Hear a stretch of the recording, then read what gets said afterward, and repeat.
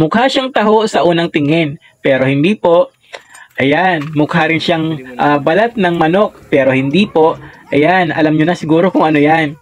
Dahil sa probinsya, maraming nyog, kaya nagpakayod ako ng nyog para magpagawa ko ng mantika mula sa nyog. Ayan, dahil nga ang tamad-tamad dun sa amin sa probinsya magkayod ng nyog, ayan, kailangan bigyan muna ng pakonsuelo, kaya ang bilis nilang magkayod, di ba? Yan, tapos agad. Di ba? At si Ate Delia naman, siya naman yung naggagata ngayon.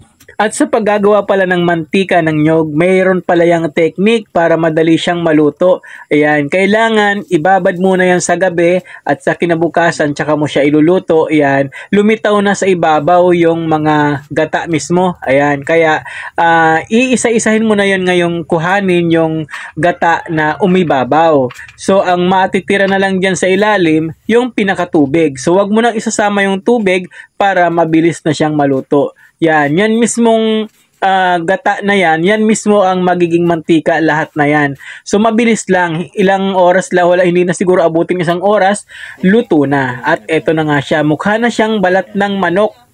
Ayan, di ba? Parang ang crunchy-crunchy niya, pero hindi po yan balat ng manok. Yan po ay lunok. Sa amin sa lunok, di ko alam kung anong tawag dito sa inyo sa Tagalog, pero yan po sa amin lunok. Yan po karaniwan ang ginagamit na pinagbubudbud sa sa mga kakanin. Yan po 'yon. Subalit ito medyo makapal siya. Yung karaniwan, dudurugin pa kasi yan, dinudurog yan para pwedeng ipangbudbud sa mga kakanin. At ito na, isasalin na yung yung mantika. Ang linaw, di ba?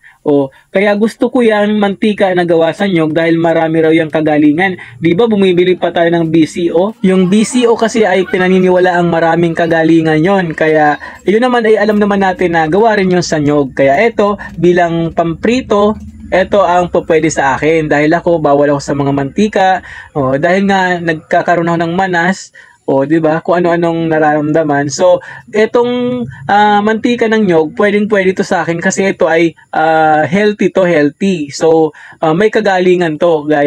Kaya naman mas gusto ko to kaysa bumili pa sa mga tindahan. Ang mahal-mahal pa naman ng mantika ngayon. Anyway, mas mahal to.